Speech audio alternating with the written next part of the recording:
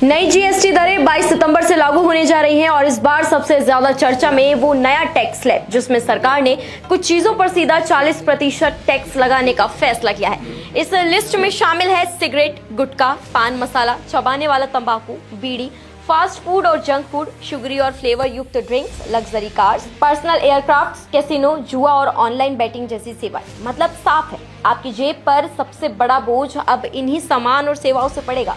लेकिन अब सवाल ये है कि आखिर सरकार ने इन चीजों को ही निशाना क्यों बनाया और इन्हें सिन गुड्स क्यों कहा जाता है। दरअसल आपको बता दें कि सिन गुड्स उन प्रोडक्ट्स को कहा जाता है जो इंसानी सेहत और समाज दोनों पर बुरा असर डालते हैं, जैसे तंबाकू और सिगरेट नशे की लत लगाते हैं और कैंसर जैसे गंभीर बीमारियों का कारण बनते हैं।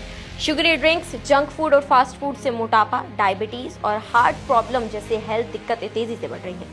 वहीं जुआ, कैसीनो और ऑनलाइन बैटिंग जैसे कारोबार लोगों को कर्ज और सामाजिक बर्बादी की ओर धकेलते हैं। यही वजह है कि दुनिया भर में इन्हें सिन गुड्स यानी बुराई से जुड़े प्रोडक्ट या सेवाएं कहा जाता है। अब बात करें कि सरकार ने इन पर टैक्स क्यों बढ़ाया है। इसके पीछे दो बड़ी वजह है। पहली वजह है हेल्थ और सोशल इम्पैक्ट। सरकार चाहती है कि लोग तंबाकू, सिगरेट या जंक फूड जैसी चीजें कम इस्तेमाल करें, इसलिए इन्हें महंगा बनाकर खपत को कम करने की कोशिश की जाती है।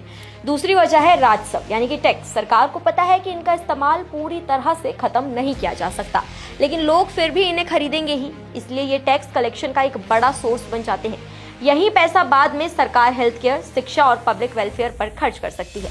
यही कारण है कि जीएसटी काउंसिल ने इस बार 28% की जगह सीधे 40% टैक्स स्लैब लागू कर दिया है।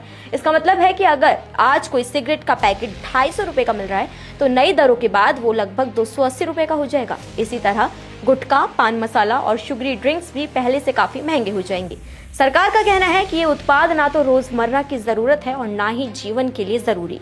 ये या तो स्वास्थ्य के लिए हानिकारक है या फिर सिर्फ अमीर वर्ग की विलासिता से जुड़े हैं, इसलिए इन पर टैक्स बढ़ाना बिल्कुल सही और जरूरी कदम है। अब देखना ये होगा कि इस कदम का असर कितना पड़ता है। क्या लोग इन आदतों को छोड़ेंगे या फिर सिर्फ अपनी जेब से और ज्यादा पैसे खर्च करेंगे।